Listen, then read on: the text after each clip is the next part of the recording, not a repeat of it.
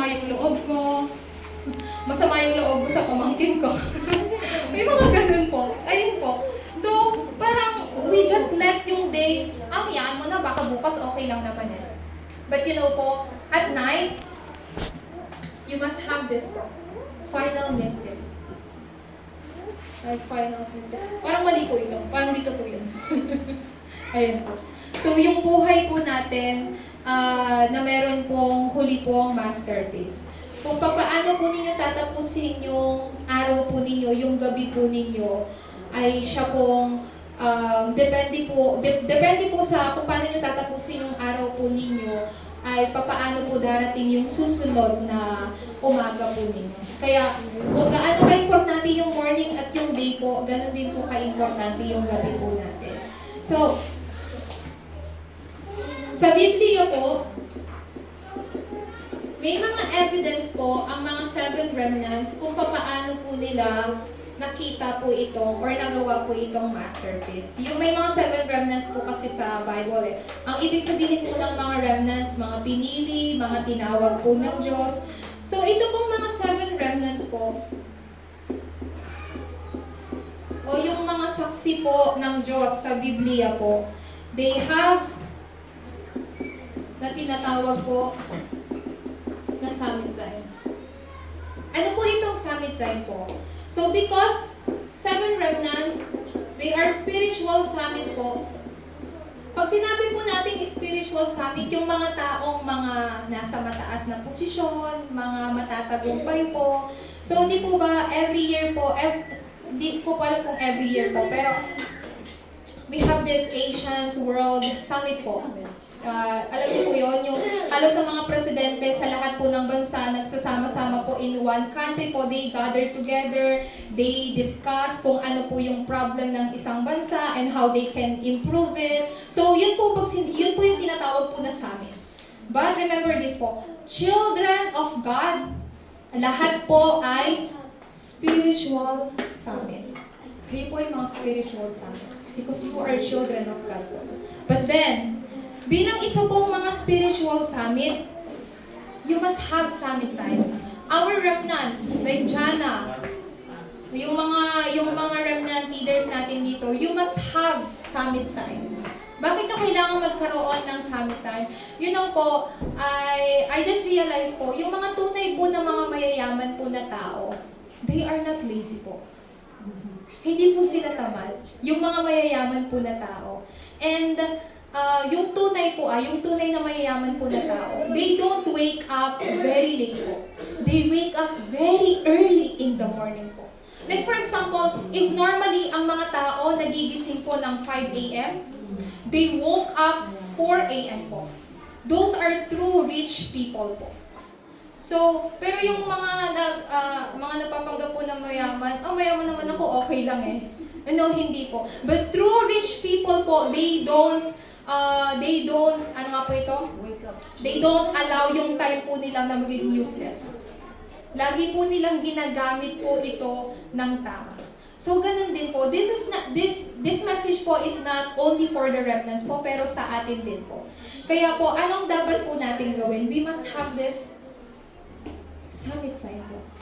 Ano ba yung summit time? I don't really understand po. Pag sinabi po natin summit time, because you are spiritual summit po. Summit time, you must have the time of personalizing this gospel po. Making this gospel, making yung covenant po bilang aking covenant.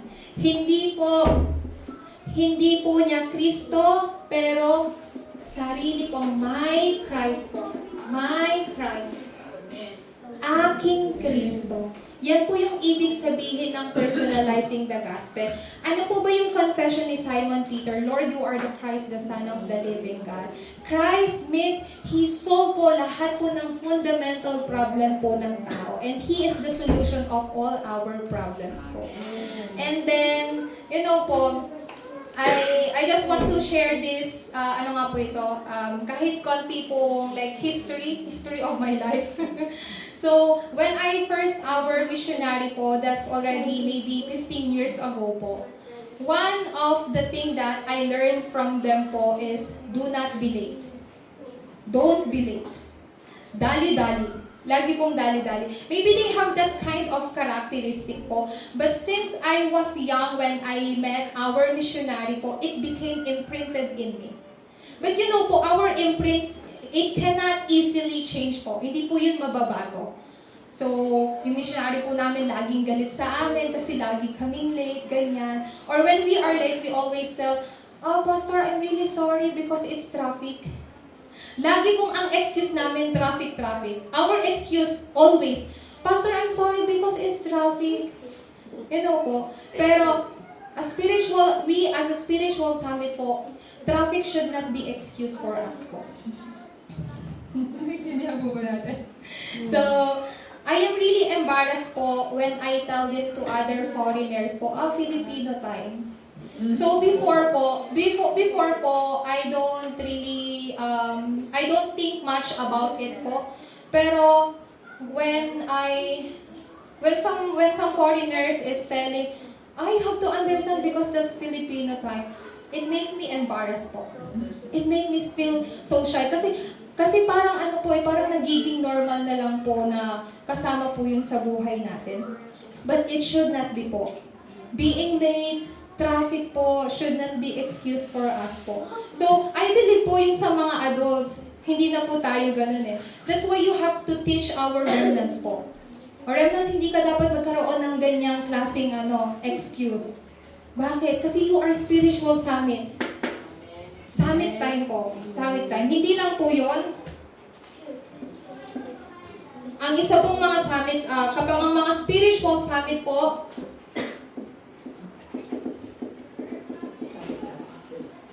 kailangan pong magkaroon po ng summit attitude. So, I just heard this po, yung mga mayayaman po, they are teaching their children po, their kids, how to have this etiquette po. And when kids learn etiquette po, at a very young age, madadala po nila yun hanggang sa pagtanda nila. Tama po ba? Like for example, if these children po, lagi po nilang nakasanayan, in school, they are sitting like that. When they get older po, they will have that same attitude po. Kaya po, tayo pong mga adult po, we really have to become a role model po para po sa mga remnants. Hindi lang po role model po ng attitude, but to become a role model of faith po, pananampalataya para po sa kanila. So, summit attitude po, ano pong ibig sabihin po niyan? Sa lahat po ng bagay, yung mga 7 remnants po, they all face sufferings po, pero they connect everything into prayer po. They connect everything into prayer. Lahat po ng bagay na kanila po, nakita, naranasan po, lahat po yun ay inilagay po nila, ginawa po nilang panalangin nila. Hindi lang po yun. Because we are spiritual summit, a spiritual summit must prepare their vessel po. Lalagyan. Ano po yung lalagyan ninyo? You yourself po is vessel. What is your greatest vessel po right now? Your time of worship po. Yung mga remnants po na to, until now, if you ask them, what do you want to be in when you get older? What is your future po? Maybe right now, they cannot answer you po. And they are still wondering, what is my future? Pero look at them po. Look at them. Pag tinignan niyo po sila, sa loob po ng pagsamba, ang Diyos po unti-unti po magbibigay po sa kanila ng kanilang future po. Kaya po yung mga bata po, hindi lang po sila dapat sa school nag-i-stay, pero mostly po sa church.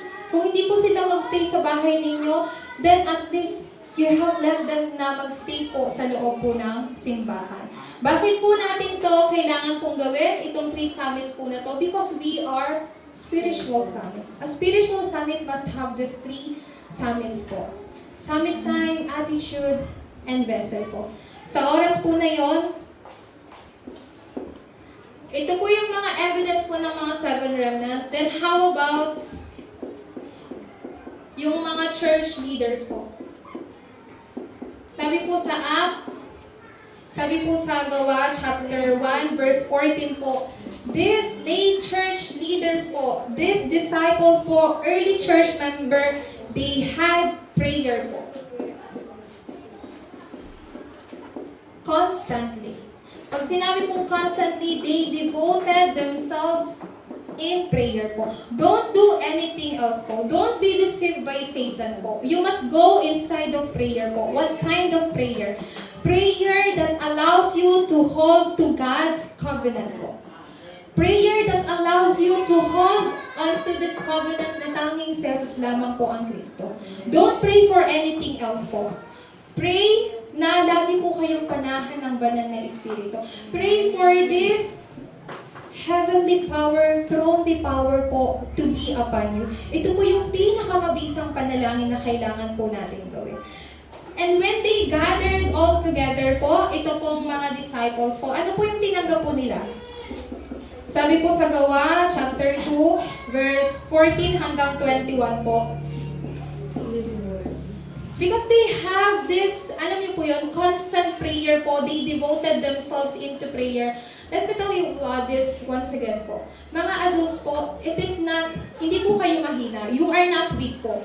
Don't think na you cannot do anything else po.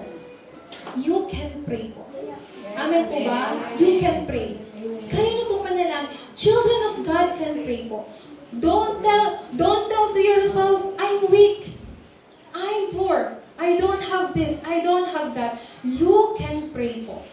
You can pray for sa inyo pong pamilya, susunod na henerasyon. So look at these disciples po. When they gathered together, devoted themselves into prayer po, do you know what they received po?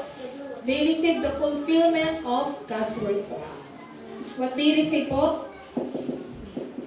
Yung katuparan po ng salita ng Diyos. And this same word po, saan po nila inirelay po?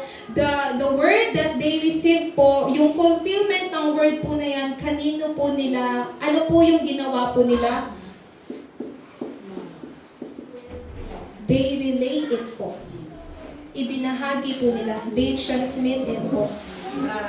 If you believe po, if this word is relayed to you po, if this living word is relayed to you, you have to relay and transmit this po sa inyong susunod na henerasyon. Pangatlo po,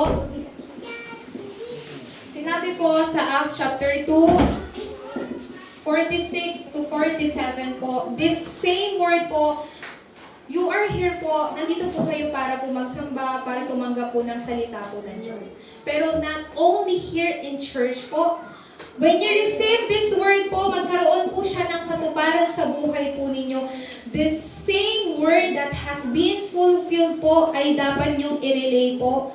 Hindi lang po sa inyo, pero sa inyong pamilya.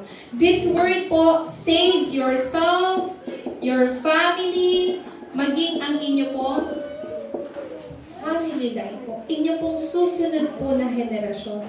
Kaya ganun po ka-importante. This word, what kind of word is this? This word is living. This word is active. This word is the bread of life. This word is the water of life po. So when you receive this word po, this living word, it saves yourself, your family, and family line. Amen po ba? Amen. So sino po yung salita po na to? Si Kristo. Si Jesu Kristo po. This word is Christ po. Kaya po, ang dapat po nating lagi pong tandaan, Panginoon, tulungan niyo po ako na lagi pong panghawakan yung salita po ninyo. Sa oras po na kayo po ay manalangin po ng ganon, God will surely allow you po to see yung answer, maging yung ebidensya po ninyo bilang isang mga anak ng Diyos. Amen po? Amen. Kaya po, nais ko po pong isulat po dito yung number 3, yung fruit ng evangelism po. Lagi niyo pong tandaan, ang Diyos lagi po siyang naghahanda po ng mga tao para makatagpo natin at maibahagi po natin ang kanyang salita. And like before we end this po, so as you all know po, we have this evangelism camp ng 27 and 28 po. So, I believe po na yung mga ating pong mga evangelists, Deaconess Maria, Sister Camille, our mga deaconess po, you are preparing this evangelism list po para ihanda yung sarili po ninyo. During that day po, during that time, you will surely confirm how God will work po. Amen po ba? You will surely confirm that po. Do not do not forget that po. We receive salvation po. Of course, it is God God is the one who planned that salvation. Pero through what? Evangelism po. Diba? Kaya po, sa atin pong pagkatapos,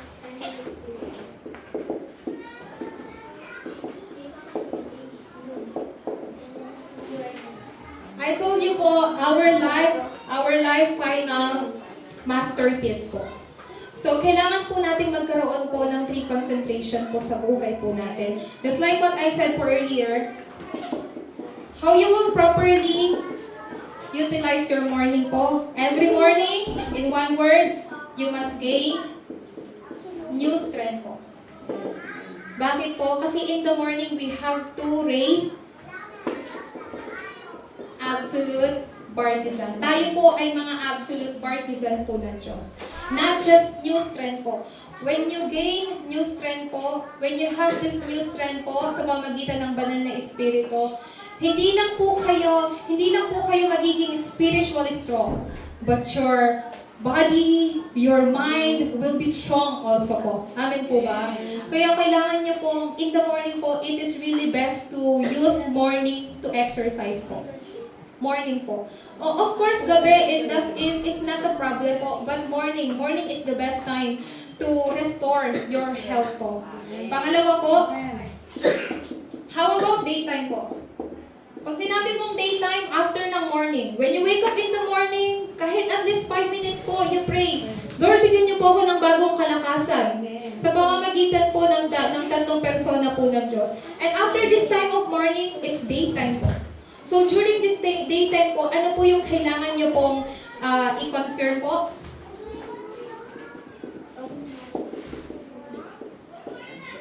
You have to confirm answer. Sa pamagitan po ng ano? Through what? Through your meetings po. God's answer. Ito po ang ating journey po. Journey, absolute journey po. Kung saan ang Diyos ay nakakasama po ninyo. So, sa gabi naman po, at night time, sa oras po ng gabi, bago po kayo matulog, bago po kayo magpahinga, ang kailangan niyo pong gawin, you must receive healing po. Tunay na kagalingan po. Bago po magpahinga po sa gabi. At hindi lang po yun, katulad po dito, kayo po rin ay tatanggap ng kasagutan sa gabi po. So, this is our absolute masterpiece po and absolute guidepost po na ipinagkaloob po sa atin ng Panginoon. This guidepost po already been set. Yan po ay sa Biblia. Pero for our remnants to see this, you must raise this absolute guidepost po for them to follow po yung path ng covenant po at ng pananampalataya ninyo. Amen po ba? Amen. Yun po, depende po sa atin pong ginagawa po. Yung mga bata po, for example, yung mga bata po kasi they learn from adults. Tama po ba? They learn from adults po. Kung ano po yung ginagawa po natin, siya pong kanilang sinusunod. So, if you become a role model po of faith and covenant po, and you set yung path po sa mga bata po na to, sa mga remnants, all they have to do is to follow that path po. Amen po ba? Kaya ang kailangan po natin gawin, our life's final masterpiece po should be made po at night. Amen po ba? Amen.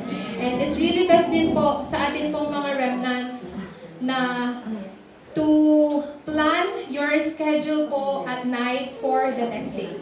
Naintindihan po natin. Like for example, you have scheduled the next day. You have to organize it at night pa lang po. So, magiging prayer topic niyo po yan. And also, you won't forget it po. Ayan po. Kaya dinadalangin ko po, this answer ng tatlong concentration po ay lagi pong ninyo pong tanggapin. And, pinakalas po. Remember this 2 lifeline po. 2 lifeline. Pag sinabing 2 lifeline, without this, you cannot live. We cannot live po. What is our 2 lifeline? Prayer and breathing po. Kung wala po tayong oxygen, wala po tayong breathing po, hindi po tayo mabubuhay, di po ba? Ibig sabihin po nun, patay na tayo. Kapag wala po tayong oras ng panalangin, ganun din po. Unti-unting mamamatay ang ating espiritu. So prayer and breathing po should come always together po. Paano po tayo magkakaroon po ng breathing? Yung proper breathing po. So breathing exercise. So later on po, ituturo ko po sa bawat isa kung paano po tayo magkakaroon ng proper breathing exercise po. Amen. Palakpakan po natin ang Panginoon. Amen. Tayo po ay manalangin. Aming dakilang Diyos na makapangyarihan sa lahat. Maraming salamat